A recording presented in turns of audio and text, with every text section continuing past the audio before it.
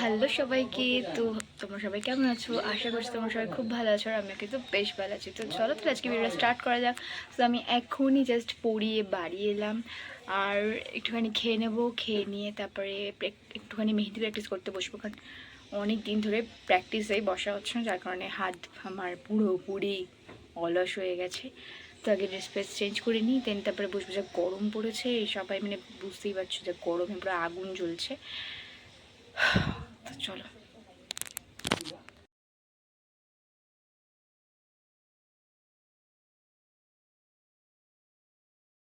মাত্র চেঞ্জ করে বসলাম, আর এত গরম লাগছে বলার মতো না।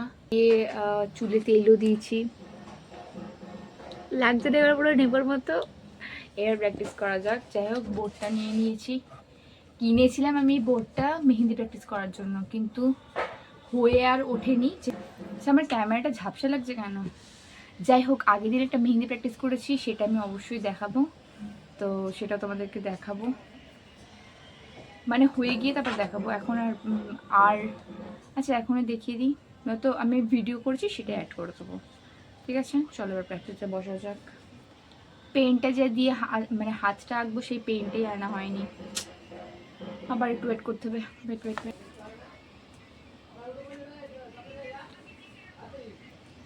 তো প্রত্যেকবারের মতো ফার্স্টে আমি পেনটা নিয়ে নিয়েছি, এবার হাত এঁকে নেব। ওর দিকে আঁকি না, আমি ভুলে যাই খালি বারবার। যাই হোক, এদিকে দুটো হাত করে নেবো। পাশে যেহেতু পুজো হচ্ছে, দ্যাটস ওয়াই ঢাকের আওয়াজ হচ্ছে।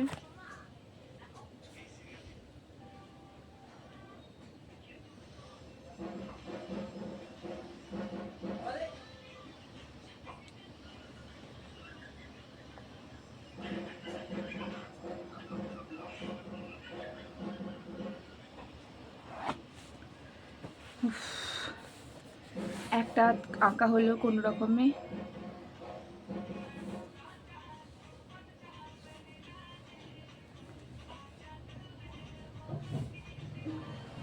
আরেকটা হাত থেকে নিই, নয়তো না মানে ঠিক করে করা হয় না আঁকার পরে, মানে মেহেন্দি প্র্যাকটিস করার পর আর ঠিক করে করা হয় না।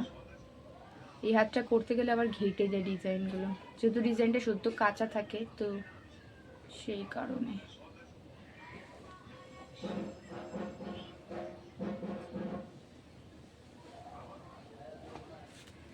চলো, এই হাতটা আঁকা হয়ে গেছে, আর একটু যেগুলো বাকি ছিল আঙুলেরগুলো, সেগুলো ফিনিশিং দিতে হবে। দেন তারপরে করে নেব ফটাফট। রেডি। ফার্স্টে এই হাতটা করবো। তো এই হচ্ছে, আমি এখানে হাত এঁকে নিয়েছি দুটো। ফার্স্টে আমি এই হাতটা করব, দেন তারপরে এই হাতটা করব। তো চলো, লেটস স্টার্ট। নিয়েছি এই একটা টিস্যু পেপার, আর হচ্ছে গিয়ে এই একটা মেহেন্দি কোন। এটা শেষ হয়ে গেলে আরেকটা নিয়ে আসবো। আগে তো করতে থাকি, কারণ নষ্ট করা যাবে না। তো লেটস গো, চলো। এখানে কিন্তু আমার ফার্স্ট একটুখানি হাতটা কাঁপছিল, কারণ হচ্ছে গিয়ে অনেক দিন বসিনি, তো দ্যাটস ওয়াই একটুখানি হাতটা কাঁপছিল। আর কী ডিজাইন করবো মাথাতেই আসছিল না। আর প্রত্যেকটা ব্রাইডাল ডিজাইনের পরে আমরা না বেল্ট দিই। আচ্ছা, এগুলো না হয় সবই তোমাদেরকে কোনো একটা অন্য ভিডিওতে শেয়ার করব। সেই জন্য সেটাও ভাবছিলাম যে কী দেবো এইটাই হয়। আসলে অনেক দিন ধরে তো প্র্যাকটিস করা হয়নি, একটু কারণবশত বসা হয়নি, নয়তো বসতাম।